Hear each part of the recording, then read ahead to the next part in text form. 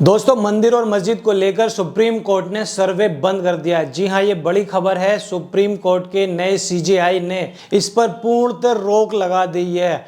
अब को ऐसा माना जा रहा है कि जो लोग जबरदस्ती इस तरीके का मुद्दा उठाते थे, वो इस तरीके से लेकर देश में दंगे आग फैलाना चाह रहे थे, उनके मुंह पर कड़ा तमाचा लगा है। जी हाँ, सुप्रीम कोर्ट का कहना है, जो सुप्रीम कोर्ट के नए सीजेआई हैं, उन्होंने पूर्णतः रोक लगा दी है। अभी 1 महीने के अंदर सुनवाई चलेगी। तो जब तक पूरी तरीके से निचली अदालतों को भी कह दिया गया है कि आप इस तरीके का कोई भी फैसला नहीं देंगे, तो इसके अंदर बहुत बड़ी खबर आ रही है कि आने वाले दिनों के अंदर देखना पड़ेगा कि क्या होता है, क्या कह रहे हैं नए सीजेआई। तो इस रिपोर्ट पर हम आगे चलते हैं। शुरू करने से पहले दोस्तों, अगर आप इस चैनल पर नए हैं तो वीडियो को लाइक कीजिए, चैनल को सब्सक्राइब कीजिए, कमेंट करके हमें जरूर बताइए कि वीडियो आपको कैसी लगी। दोस्तों, सीजेआई ने जबरदस्त तमाचा मारा है। चाहे संभल का मामला हो, चाहे दूसरी जगह का मामला हो, लगातार ये तमाशा चल रहा है देश के अंदर के फलानी मस्जिद नीचे फलाना मंदिर है और फलानी मंदिर के नीचे फलानी मस्जिद है, उसका सर्वे किया जा रहा है देश में लगातार। अब हमारे देश के अंदर एक्ट है वर्शिप एक्ट 1991, जिसको आप हिंदी में कह सकते हैं पूजा स्थल अधिनियम। ये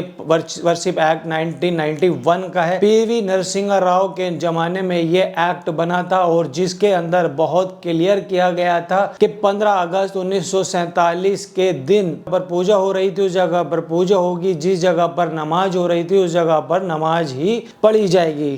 किसी भी धार्मिक बिल्डिंग का जो कैरेक्टर है वो चेंज नहीं किया जाएगा। ये एक्ट बनाया गया था 99 में, बाकायदा लोकसभा राज्यसभा से पास हुआ है, राष्ट्रपति का हस्ताक्षर है इसके ऊपर। उसके बाद ये हमारे संविधान में शामिल हुआ था। लेकिन कुछ लोग अभी भी कोर्ट गए हुए हैं इस वर्शिप एक्ट को लेकर कि जो वर्शिप एक्ट है उसको हटा दिया जाए देश के अंदर।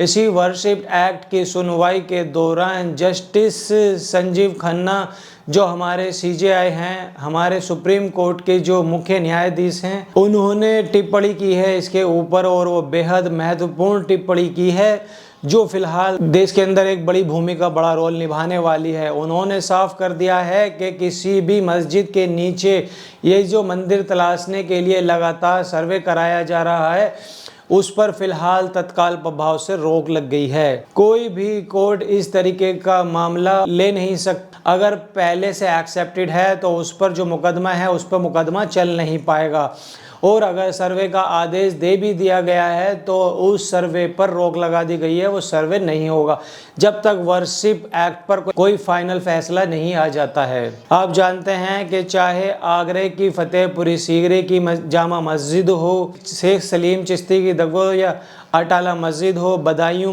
की शमसी मस्जिद हो, लखनऊ की टीले वाली मस्जिद हो, राजस्थान की अजमेर शरीफ दरगाह हो, चिकमंगलूर की बाबा मदन गिरी की दरगाह हो, दिल्ली का कुतुब मीनार हो, बेंगलुरु की जामा मस्जिद हो, आगरा का ताजमहल हो, वाराणसी की ज्ञानवापी मस्जिद हो, मथुरा की शाही ईदगाह मस्जिद हो, या फिर संभल की जामा मस्जिद हो, इन सब को लेकर लगातार देश के अंदर एक विवाद चल रहा है। इस विवाद पर चलूंगा, लेकिन उससे पहले संभल से एक बहुत बड़ी खबर आ रही है जो राहत देने वाली खबर है। संभल में आप जानते हैं गोलीबारी हुई थी जिसमें लगभग 5 लोगों की मृत्यु हो चुकी थी। राहुल गांधी वहां पर जाना चाहते थे, उनको वहां पर नहीं जाने दिया गया था। उसके बाद संभल के जो पीड़ित हैं वो राहुल गांधी से मिलने के लिए उनके घर आकर मिले थे।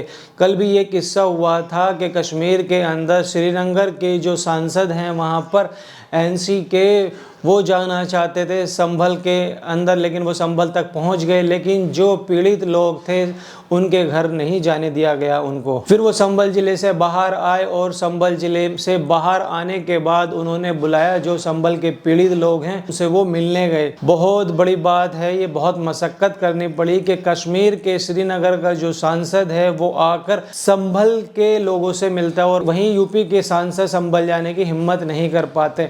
ऐसे लोग जो मुसलमानों के नाम पर चुनाव जीत कर आए हैं वो नहीं जा पाए। राहुल गांधी वहां जाने की कोशिश की, जब नहीं जाने गया तो कम से कम संभल के लोगों को अपने पास अपने घर बुला लिया और वहां से मिले। बहुत सारे ऐसे नेता हैं जो बहुत बड़ी बड़ी बातें करते हैं, संभल के आसपास तक कहीं तक भी वो दिखाई नहीं दिए। खैर आगे बढ़ते हैं इस वीडियो में। इलाहाबाद की हाई कोर्ट ने एक केस किया गया था और ये केस था हजरत ख्वाजा गरीब नवाज की एसोसिएशन ने। इसमें एडवोकेट थे शहद नकवी और मोहम्मद साद। इन लोगों ने केस किया था इलाहाबाद हाई कोर्ट में। इस केस में एक मांग की गई थी कि जो संभल के अंदर क्योंकि गोलियों से कई लोग मारे गए हैं और पुलिस की गोलियों से मारे गए हैं वहाँ पर लोग।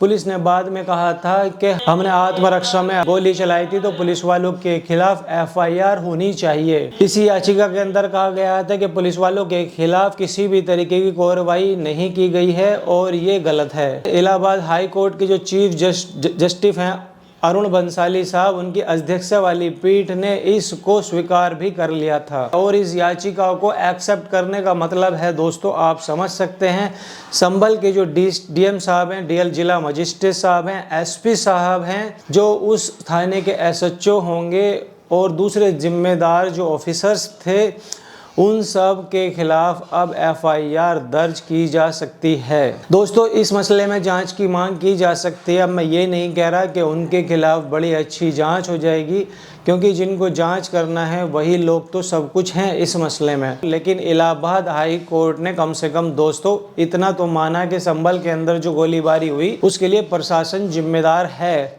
ये अपने आप में एक बहुत बड़ी बात है दोस्तों कि अगर ये साबित हो जाता है तो इसमें मुआवजे की मांग के लिए जो पीड़ित हैं, उनके जो परिवार हैं, वो आगे जा सकते हैं। संभल के मामले में दोस्तों आप जानते हैं पुलिस ने साफ साफ कहा था कि हमने कोई गोली नहीं चलाई है। फिर जब बात सामने आई तो कहा तो हमने आत्मरक्षा में गोली चलाई। और अब जब उनके खिलाफ एफआईआर दर्ज होने वाली है तो बहुत सारी जो हकीकत है वो सामने आ सकती है। जहां कोर्ट से बड़े अजीबोगरीब फैसले आ रहे हैं, वहीं पर संभल का जो ये मामला है दोस्तों, और सुप्रीम कोर्ट ने जो टिप्पणी की है, हमारे चीफ जस्टिस संजीव खन्ना साहब ने जो टिप्पणी की है अभी, ये एक बेहद राहत की खबर वाली है। दोस्तों अब इलाहाबाद हाई कोर्ट की खबर आई है, तो बाकी समझने और जानने से पहले मैं आपको बताना चाहता हूं कि इलाहाबाद हाई कोर्ट के जो जज साहब थे यादव जी, जिन्होंने विश्व हिंदू परिषद की मीटिंग में जाकर अनाप शनाप बकवास की थी, बातें की थी दोस्तों, सारे देश के सारे मुसलमानों को कटमुल्ला कहा था उन्होंने कि मुसलमानों के जो बच्चे हैं वो बचपन से ही जानवरों को काटते हैं और जानवरों को काटा हुआ देखते हैं, उनको खाते हैं, तो उनके अंदर संवेदनशीलता नहीं आती। उनके खिलाफ महाअभियोग प्रस्ताव लाने की तैयारी चल रही है। सुप्रीम कोर्ट के बड़े वकील हैं कपिल सिब्बल साहब, वो इसको लीड कर रहे हैं। अब इसका कोई बड़ा असर तो दोस्तों अभी तक नहीं हुआ है।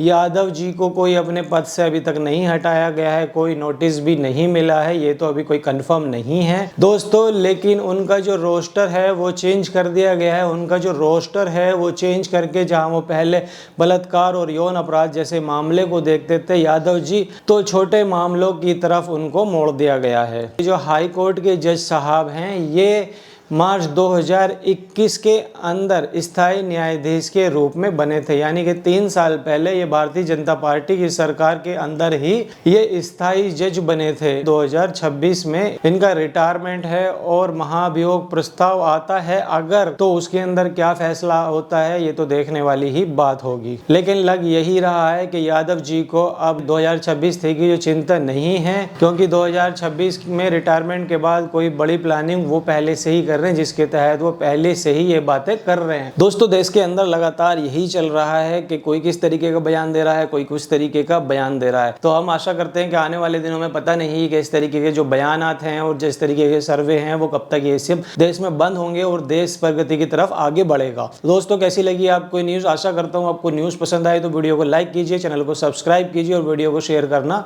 ना भूलें। तब तक मिलते हैं अदर वीडियो में। जय हिंद।